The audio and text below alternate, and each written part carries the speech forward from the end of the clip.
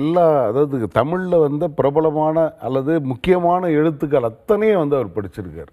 இப்போ இதில் அந்த ஒரு நாலேஜ் இருக்கிறதுனால தான் வந்து அவருக்கு இந்த கதையை வந்து அவருக்கு பிடிப்படுது. இந்த படையப்பா படத்தை பொறுத்த வரைக்கும் கதையை அவர் முன்னாடியே உருவாக்கிட்டு கே.எஸ். ரவிக்குமாரை கூப்பிட்டு இதுதான் கதை.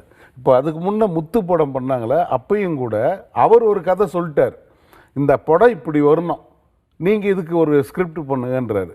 அப்பையும் கூட அவங்களுக்கு இன்னும் சரியான ஒரு இது வரணுங்கிறதுக்கு என்ன பண்ணாரு, ஒரு மலையாள படம், அந்த படத்தினுடைய இதை நாட்டை சொல்லிவிட்டு நீங்கள் அந்த படத்தை இப்போ பார்க்காதீங்க, நீங்கள் போய் ஸ்கிரிப்ட் எழுதுங்க, அதுக்கப்புறமா அந்த படத்தை காட்டுறேன் அப்படின்னு சொல்கிறார். ஏன்னா அந்த படம் பார்த்தா அந்த பாதிப்பு வந்துடும். அதே மாதிரி படையப்பாவுக்கு வந்து இவர் கதை எல்லாமே தயாரான பிறகு ஐஸ்வர்யா ராயை தான் அதை நினைச்சு பார்க்குறாரு. அவர் வீடியோல வெளிப்படுத்தி இருக்கிறதா தான். இப்போ அவர் வந்து கதையெல்லாம் தேர்வு பண்ண பிறகு என்னென்ன கதாபாத்திரம், இந்த நீலாம்பரிங்கிற கதாபாத்திரத்துக்கு ஐஸ்வர்யா ராயை தான் நினைக்கிறாரு. நினைச்சு பார்க்குறாரு, வெயிட் பண்ணுறாரு, அவங்களுக்கு விருப்பம் இல்லைன்னு கே.எஸ். ரவிக்குமார் ஒரு நாள் ரம்யா கிருஷ்ணனை பார்த்துட்டு அனுப்புறாரு. அவங்க இப்போ அந்த பார்வை, அந்த கண்கள், அந்த ஒரு மிரட்டலாக பார்க்கறது இருக்குல்ல, அதுக்கு பிறகு அதை ஃபிக்ஸ் பண்ணுறாங்க. இல்லை அவர் எல்லா டெஸ்ட்டும் பண்ணி கூட நான் அரை மனசாக தான் ஒத்துக்கிட்டேன்னு தான் சொல்கிறார். இந்த நடிப்பில், அதாவது அவங்க தோற்றத்தில் இது வந்து நான் நினச்ச மாதிரி வராது அப்படிங்கிற உறுதி அவருக்கு இருந்திருக்கு. நடிப்பை பார்த்த பிறகு தான் சரி ஓகே அப்படின்னு சொல்லி விட்டுருக்கார். இதெல்லாம் இந்த படத்தை தயாரிக்கும் போது அப்போ இருந்த நிலைமை இதெல்லாம்.